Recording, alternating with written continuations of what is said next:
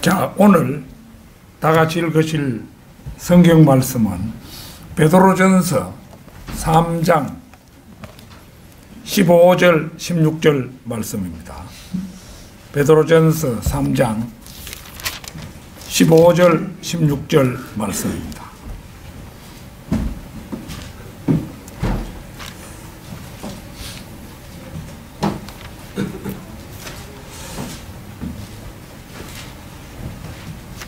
다 찾으신 줄 알고 받들어 읽겠습니다.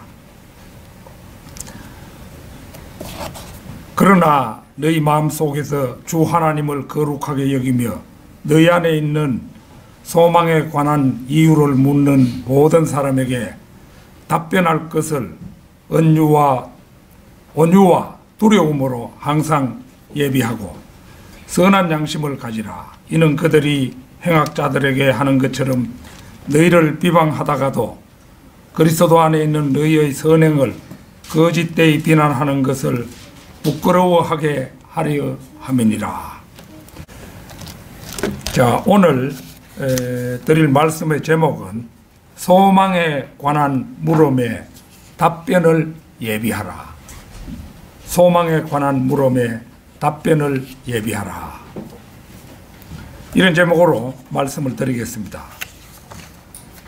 우리가 가는 믿음의 길이 진정한 진리의 길이라면 우리는 그것을 마음속으로만 즐길 것이 아니라 남이 볼 수 있도록 기회 있을 때마다 겉으로 드러내야 합니다. 그리스도인은 그리스도로 옷 입어야 하며 사람들 앞에서 그리스도를 고백해야 합니다. 빌립보서 2장 15절을 찾겠습니다. 빌립보서 2장 15절입니다.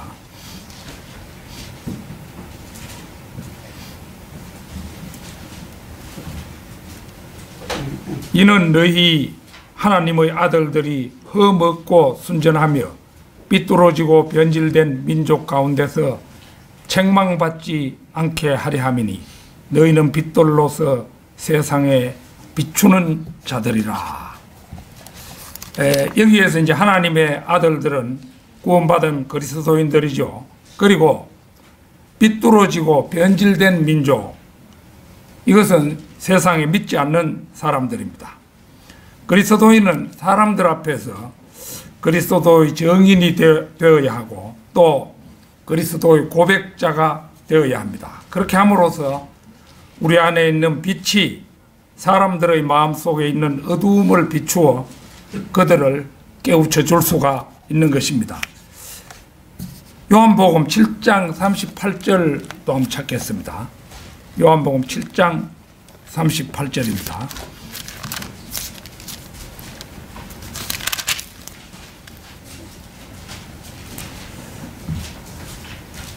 나를 믿는 자는 성경이 말씀한 것과 같이 그 입에서 생수의 강들이 흐르리라고 하시니, 여기서 말하는 생수의 강들은 하나님께서 근원이 되시는 생명수의 강으로 최초의 인간 아담이 죄를 짓기 전에 그 몸속에 흘렀던 생수의 강입니다.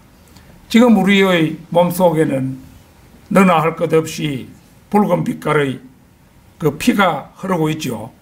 이 붉은 피가 흐르는 우리의 몸은 언젠가 죽을 수밖에 없는 그런 몸입니다. 그러나 이제 머지않아 주님께서 오셔서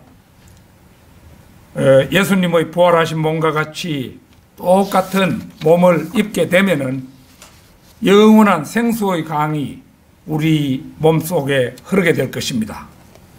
그러니까 이제 예수님께서 33살 반의 모습으로 부활하셨을 때 예수님의 몸속에는 피가 없고 물이 흐르는 그런 몸이었어요. 생수의 강이 흐르는 몸이었어요. 그런 몸과 똑같이 우리가 변화를 받아서 영원히 죽지 않는 그런 몸이 되는 것입니다. 그래서 그 전에 우리는 주님께서 우리를 데리러 오실 때까지 이 세상에서 살아가야 합니다. 우리의 삶 속에서 믿음을 단지 밖으로 드러내는 것만으로는 부족하고 우리가 고백하는 그 믿음이 참된 것임을 입증해야 합니다. 따라서 여러 사람들로부터 질문도 받아야 하고 경우에 따라서는 소망에 대해 논쟁도 해야 합니다. 우리는 그런 경우에 항상 예비하는 것이 우리의 의무인 것입니다. 오늘 본문 말씀에 그 15절에서 하고 계시는 말씀이 바로 그 말씀입니다. 자, 소망에 관한 물음에 답변을 예비하라.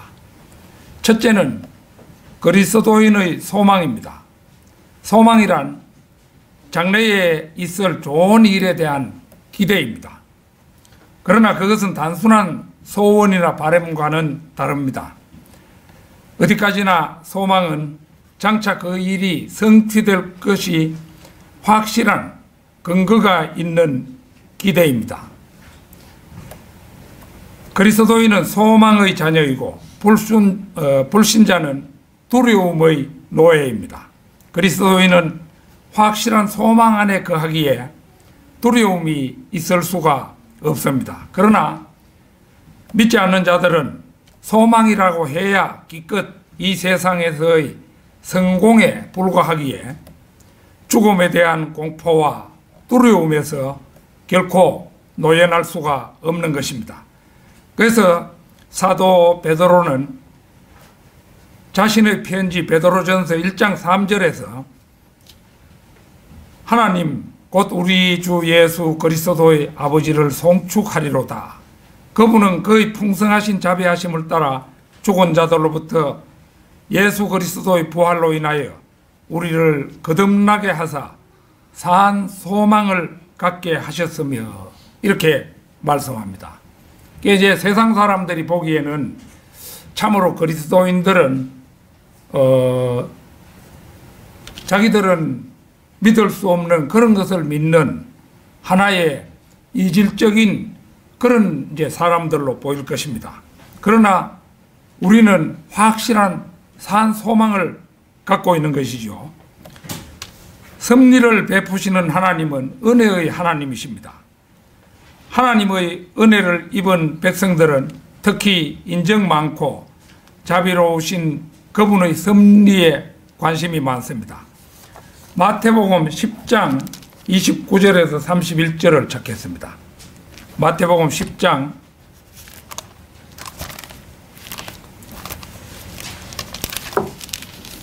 29절에서 31절입니다.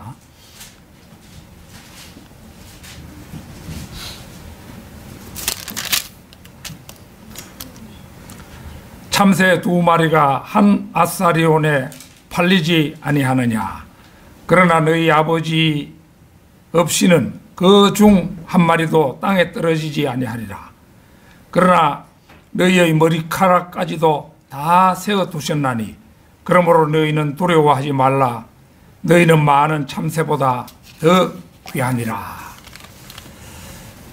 그러니까 이제 이 세상에 참새들 많이 있죠. 특히 겨울이 되면 이제 이 참새들이 때로 몰려다니면서 날기도 하고 지저귀는 소리를 우리가 들을 수가 있습니다. 근데 그 참새 한 마리도 주님의 뜻이 없이는 떨어지지 않는다. 참새 한 마리도 그런데 하물며 우리 인생이야 얼마나 하나님께 소중한 존재이겠습니까? 그래서 이제 그러나 너희의 머리카락까지도 다 세어두셨나니 그러므로 너희는 두려워하지 말라. 자기 머리카락 숫자 아무도 모르죠. 그런데 머리카락뿐만 아니고 자기 눈썹 숫자를 아는 사람도 없어요. 그런데 주님께서는 벌써 오래전에 이제 우리의 머리카락까지도 다 세워 두셨다는 거죠. 너희는 참새보다 더 귀하니라. 그래서 그리스도인들에게는 이러한 하나님의 보호하심이 있기에 두려움이라고는 있을 수가 없습니다. 시편 37편 23절을 찾겠습니다. 시편 37편 23절입니다.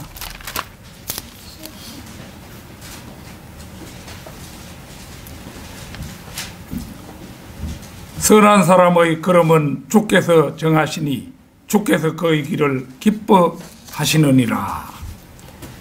그리스도인의 걸음은 주께서 정하시며 또한 그 길을 주께서 기뻐하신다고 말씀합니다. 그뿐이 아닙니다. 이사야 54장 17절을 한번 찾겠습니다. 이사야 54장 17절입니다.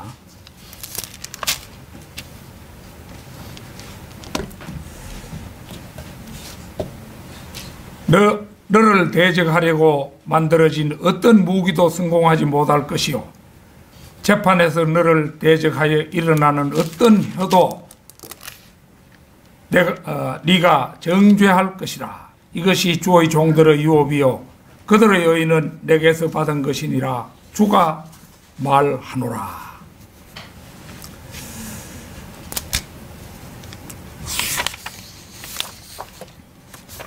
그래서 여기에서 특히 보면은 너를 대적하려고 만들어진 어떤 무기도 성공하지 못할 것이요 가령 악인이 우리 그리스도인을 해코지 하려고 무기를 손에 들고 숨어서 기다리고 있다 할지라도 그 성공하지 못한다 이것이죠. 얼마나 든든한 보호하심입니까? 재판에서 너를 대적하여 일어나는 어떤 혀도 네가 정죄할 것이라. 세상에 이보다 더 안전한 방패, 이보다 더 안전한 산성이 어디 있겠습니까? 모든 영적 축복의 완전한 공급이 말씀으로 그리스도인들에게는 보장이 되어 있습니다. 천성을 향해 가는 멀고 먼 순례의 길에서 겪는 각가지 상황에서 필요한 모든 것들이 공급됩니다. 빌립보서 4장 19절을 찾겠습니다. 빌립보서 4장 19절입니다.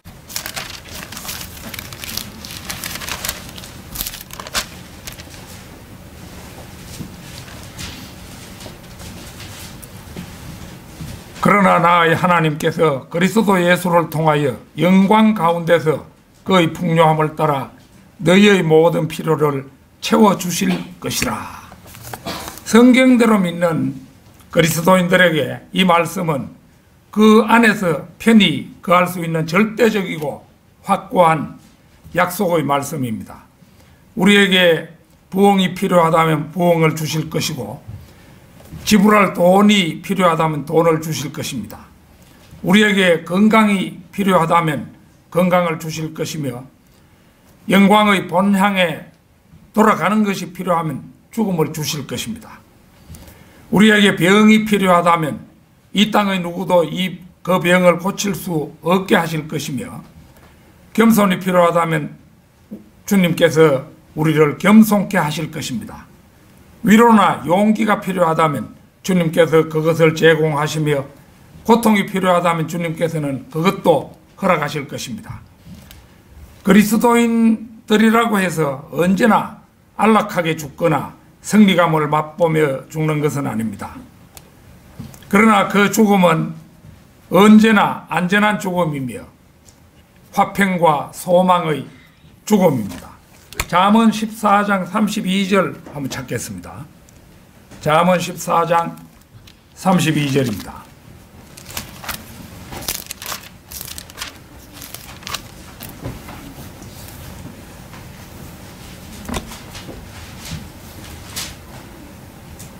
악인은 자기의 악함 가운데 사라지나 의인은 죽음에 있어서도 소망을 갖느니라. 하나님의 전의 기명 그릇들로 술을 마신 벨사살 왕은 그 밤에 죽었잖아요. 이스라엘을 추격하다가 갈라진 홍해로 따라 들어왔던 파라오, 그날로 바닷속에 가라앉았잖아요. 다윗의 호의를 무시하다가 죽어서 아름답고 정숙한 아내인 아비가일을 빼앗긴 나발 같은 자들은 이제 그 전반절의 신뢰에 해당하는, 그러니까 악인은 자기의 악함 가운데서 사라지는 그 예에 해당하는 사람들입니다. 벨사살, 파라오, 그 다음에 나발, 그런 사람들은 그런 쪽에 해당하는 신뢰라고 할 수 있습니다. 또 그리스도를 전가하다가 돌에 맞아 죽은 집사 스테판, 이방인의 사도로 달려갈 길을 다 달려간 뒤 목배임을 당한 바울 같은 사람은 후반절의 신뢰입니다. 의인은 죽음에 있어서도 소망을 갖느니라, 여기에 해당하는 신뢰입니다. 악인은 불 앞에서 녹아내리는 밀초와 같지만은 의인이 죽을 때는 주가 함께 계시며 죄 없이 영화로운 몸을 입게 될 것입니다. 그리스도인의 최대 소망은 영광스러운 부활과 영생입니다. 영생이야말로 대단원의 완결이자 결말로서 육체와 혼의 완전하고도 영원한 구속을 의미합니다. 로마서 6장 21절 찾겠습니다. 로마서 6장 21절입니다.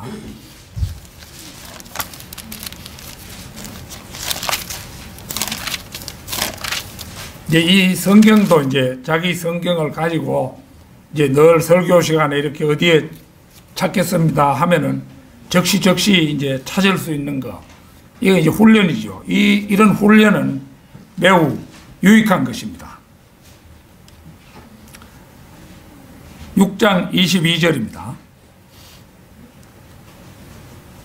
그러나 이제는 너희가 죄로부터 자유롭게 되고 하나님의 종이 되어 거룩함에 이르는 열매를 얻었으니 그 끝은 영생이니라.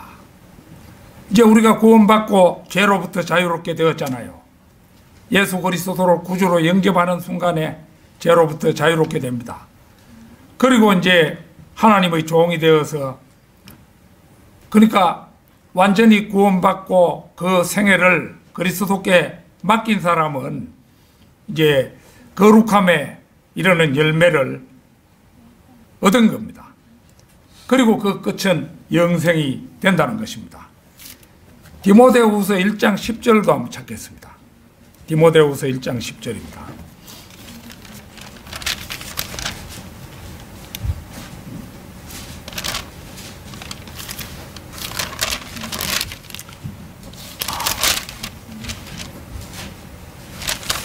이거 내가 잘못 1장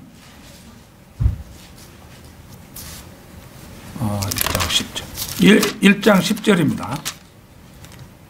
1장 10절이 그게 아니네요.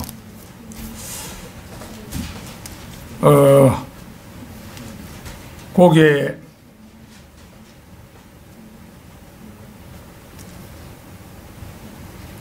디모데 후서 1장 10절이네요. 디모데 전서에서 찾으니 거기에 없네요. 자, 디모데 후서 1장 10절.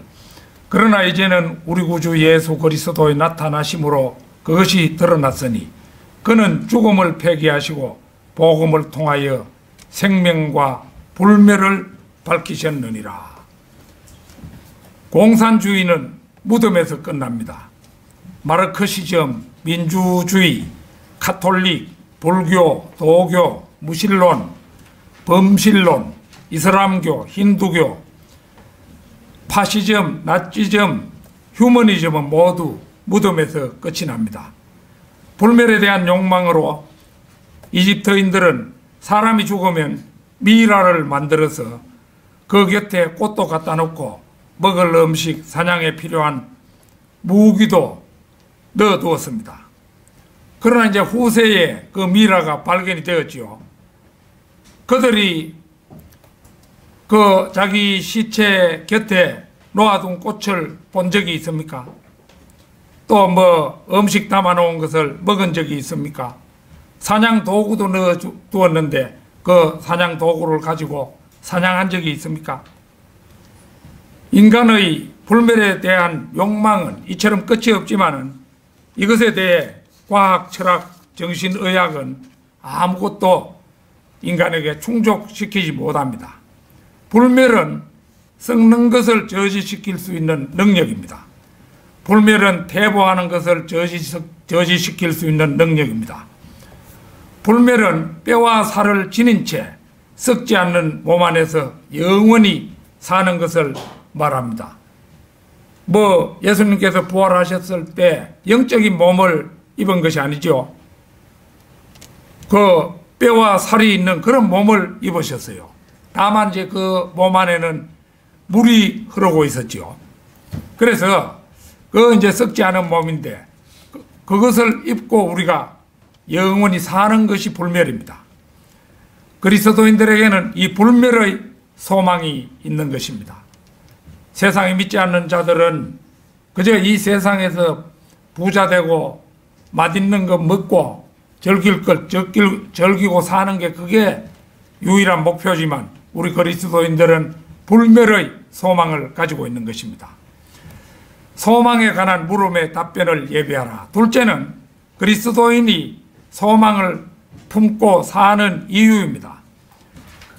먼저 그리스도인은 하나님의 말씀이 진리임을 확신합니다. 그리스도인이 바라고 소망하는 것들은 그냥 허망하게 누가 이렇다 하니까 믿는 것이 아니고 성경에 게시되어 있고 성경을 통해 공개적으로 제공되기 때문에 믿을 수가 있습니다. 현재의 삶에서의 구원 및 미래의 영원한 구원의 기초와 수단과 확실성, 이 모든 것들이 성경에 분명하게 기록이 되어 있습니다. 그리스도인은 성경이 진리임을 굳게 믿습니다. 그리스도인은 성경이 하나님의 말씀임을 믿으며 성경 말씀을 전혀 흔들리지 않는 반석처럼 신뢰합니다. 베드로전서 1장 24절 25절 한번 찾겠습니다. 베드로전서 1장 24절 25절입니다.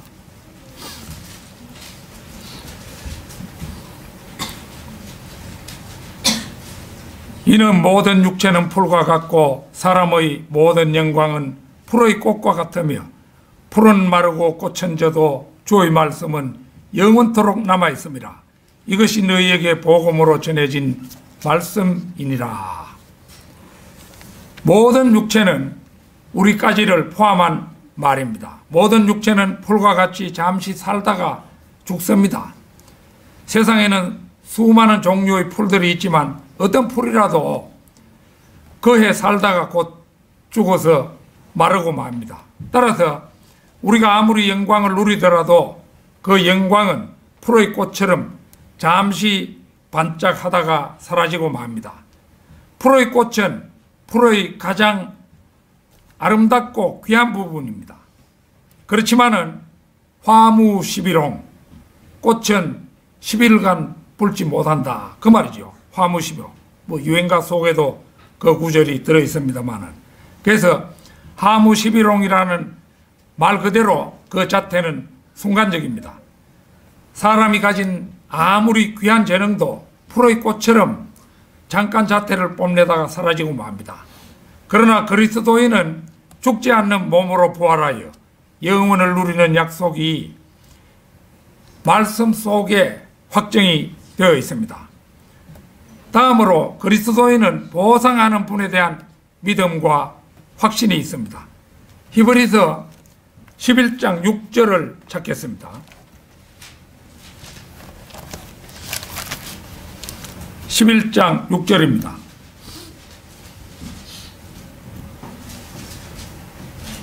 그러나 믿음이 없이는 하나님을 기쁘게 할 수 없나니 하나님께 나아가는 자는 그분이 존재하시는 것과 그분이 자기를 열심히 찾는 자들에게 보상하는 분이심을 마땅히 믿어야 하느니라. 이 말씀은 구약의 유대인에게 주신 소망을 말하는 가운데 주신 말씀입니다. 그러나 이 말씀은 구원을 갈망하는 이방인들에게도 그대로 적용이 가능한 말씀입니다. 예컨대 사도행전 10장의 코넬료, 거기에 해당합니다. 코넬료는 이방인이었죠. 그 로마의 군대의 이런 것을 보면은 로마 사람이 아닌가 싶기도 한데요. 그런데 그는 아직 이방인에게 복음이 전해지지 않던 시대에 하나님을 두려워하고 이제 구제하며 항상 기도하는 가운데 하나님께서 베드로를 그에게 보내서 구원을 받게 하시는 것을 볼 수가 있습니다.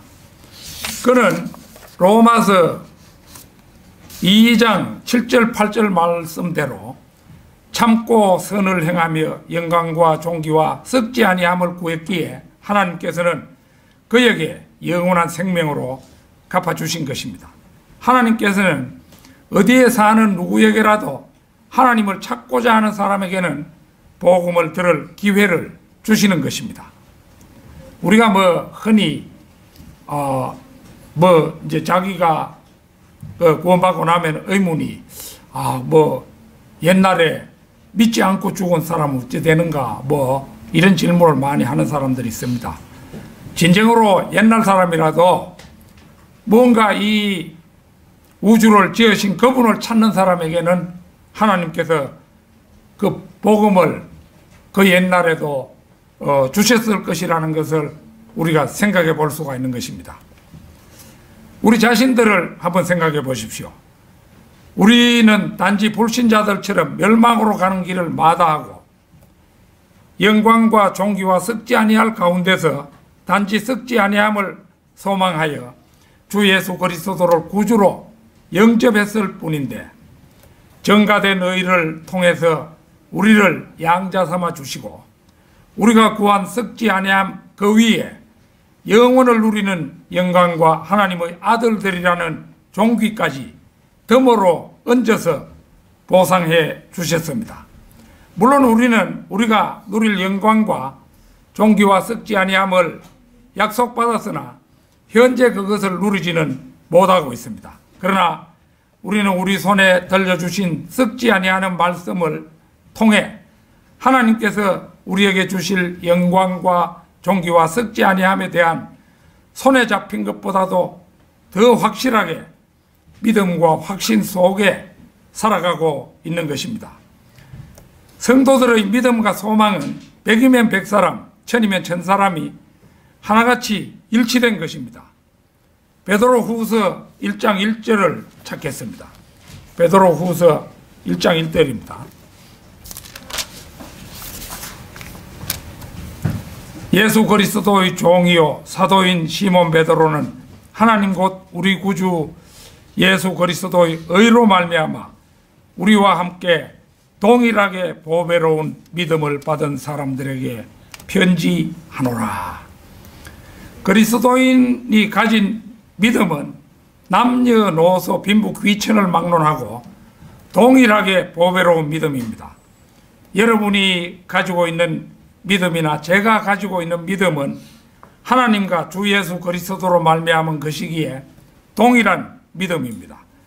그래서 보배롭기가 또한 동일한 믿음입니다. 여러분과 제가 가진 믿음은 그 옛날 베드로가 가지고 있던 바로 그 믿음입니다. 베드로나 요한은 저런 믿음을 가졌는데 우리는 이런 믿음을 가졌다거나 나는 이런 믿음을 가졌는데 저 사람들은 다른 믿음을 가졌다. 그런 것이 아니라는 말입니다. 베드로와 요한과 바울 그리고 오늘날 저와 여러분이 가진 믿음이 정확히 일치하기에 우리가 소망하는 영광과 존귀와 썩지 아니함도 역시 일치합니다. 바로 그 동일한 소망을 가지고 우리는 우리의 인생길을 먼 순례처럼 그렇게 가고 있죠. 소망에 관한 물음에 답변을 예비하라. 셋째는 그리스도인은 때때로 그 소망의 다른 사람들에게 설명해 주도록 요구받는 경우가 있다는 것입니다. 잠언 22장 17절에서 21절까지 한번 보겠습니다. 잠언 22장 17절에서 21절까지 말씀입니다. 너는 귀를 기울여 현명한 자의 말들을 듣고 내 지식을 네 마음에 두라. 그것들을 네 속에 간직하면 즐거움이 있나니 그것들이 모두 네 입술에 바르게 자리 잡으리라. 너의 신뢰가 주께 있게 하려고 오늘 내가 너에게 이것을 알게 하였으니 바로 너에게라. 내가 조언과 지식의 훌륭한 것들을 네게 기록하였으니 이는 너로 하여금 진리의 말씀들의 확실함을 알게 하며 너에게 사람을 보낸 그들에게 진리의 말씀들을 대답하게 하려 함이 아니냐. 참으로 위대한 말씀이지요. 이 일련의 말씀은 하나님의 말씀을 베풀고 듣고 지키고 전달하는 것에 대한 것입니다. 이 말씀들은 기록된 말씀이며 진리의 말씀들이며 이 말씀들은 사람이 주를 신뢰하도록 하기 위해서 기록되었습니다. 주님께서 듣는 자에게 직접 이 말씀들을 알게 하십니다. 이 말씀들은 사람들에게 개인적으로 계시되며 마음으로 이 말씀을 받아들여야 합니다. 그리스도인이 아무것도 모르면 의문을 가진 다른 이들에게 설명해 줄 수가 없습니다. 그래서 그 성경이 자기 손에 들려 있다면은 그 성경을 펼쳐서 중요한 말씀은 외워두려고 노력하고 외워두어서 자기 마음에 익숙해져 있으면 누가 무엇에 대해서 물을 때 그 말씀으로 답해 줄 수가 있잖아요. 진리의 말씀들을 공부하여 하루하루 마음속에 진리의 빛이 쌓여가면 사람들이 무언가를 물어올 때 우리가 비로소 적합한 때에 입을 뗄 수 있게 될 것입니다. 아무것도 외우지 않고 그냥 몸만 교회 예배당에 왔다 갔다 하면은 가슴 속에 쌓인 빛이 아무것도 없죠. 성경 말씀은 빛인데. 그러면은 어느 날 불쑥 누가 물으면은 입이 절대로 열리지 않는 거예요. 그게 자기에게 닥쳐온 중요한 기회인데 자기가 남에게 복을 들려줄 수 있는 그 중요한 기회인데 그 기회를 놓치게 되는 것입니다. 소망에 관한 물음에 답변을 예비하라. 넷째는 질문을 해오는 사람들에게 그리스도인은 정확하고 올바른 대답을 들려주어야 한다는 것입니다.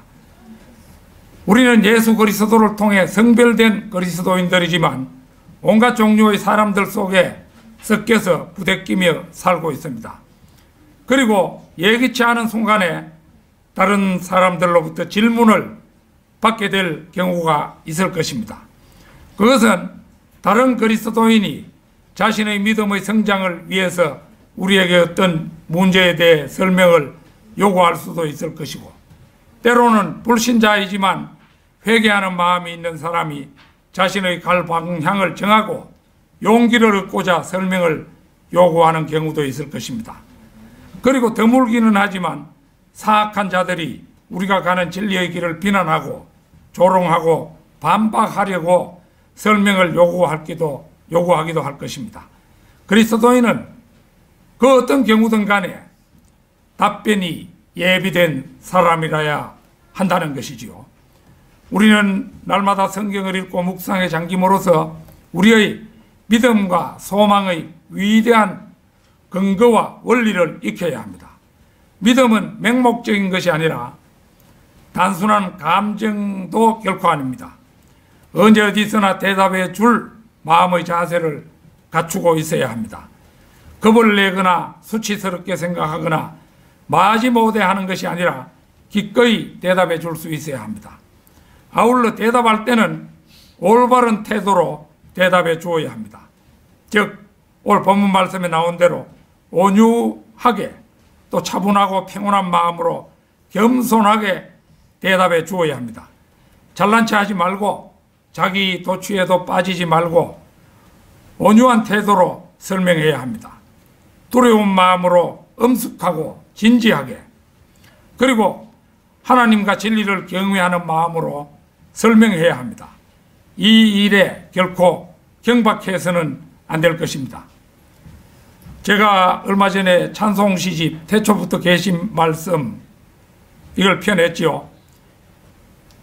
이게 찬송 시집이라는 말 그대로 52편의 찬송시가 작곡의 달란트를 가진 사람들에 의해 작곡이 되어서 성도들의 입으로 불리는 것이 물론 1차적인 목표입니다.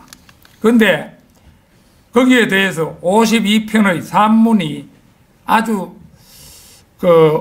이 산문이 가진 아주 중요한 목표 하나가 더 있습니다. 그것은 여러 종류의 사람들이 가진 각종 의문과 반박에 대해 일종의 모범 답안으로 작성된 글들이라고 할 수가 있습니다. 그래서 제가 이번에 태초부터 계신 말씀 이 시집을 600권을 세상에다 뿌렸습니다. 이게 600권인데 적지 않은 숫자지요. 이거 이제 이걸 이제 40% 감면을 받았는데 그럼에도 불구하고 우편 요금만 한 통당 1,200원 가까이 들었어요. 그러면 1,200원 가슴 600건이면은 그거 계산이 나오죠. 그래 이제 수십만 원이 들어갔어요. 그래 들어갔는데 이걸 이제 그렇게 뿌렸는데 바로 이 일이 600여 명의 사람들로부터 질문을 받고 대답하는 그 일이라는 거죠. 그게 뭐 52편의 산문이 각자의 경우에 속하는 그 답변을 안고 있죠. 어떤 그리스도인이 나 이거 평상시 의문이었는데 이래가지고 이제 책을 읽다 보면은 자기가 알고자 했던 대답이 그 속에 있는 경우가 있게 되는 거죠. 그게 이제 결국은 그런 사람들에 대해서 나의 대답이라는 것이죠. 나의 대답이라는 겁니다. 이사야 55장 11절 한번 찾겠습니다.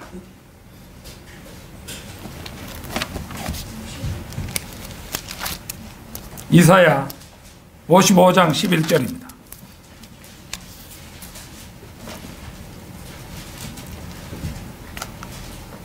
내 입에서 나가는 내 말도 그러하나니 그것은 내게 헛되이 돌아오지 아니하고 내가 기뻐하는 것을 이루며 내가 보내어 이루려 하는 일에서 번성할 것이니라. 52편의 찬송시와 52편의 산문이 하나님께서 미천한 저를 펜으로 삼아 쓰신 하나님의 작품일진데 하나님께서 기뻐하시는 일을 이루며 이루려 하시는 일에서 번성할 것을 나는 이 말씀에 따라 믿습니다.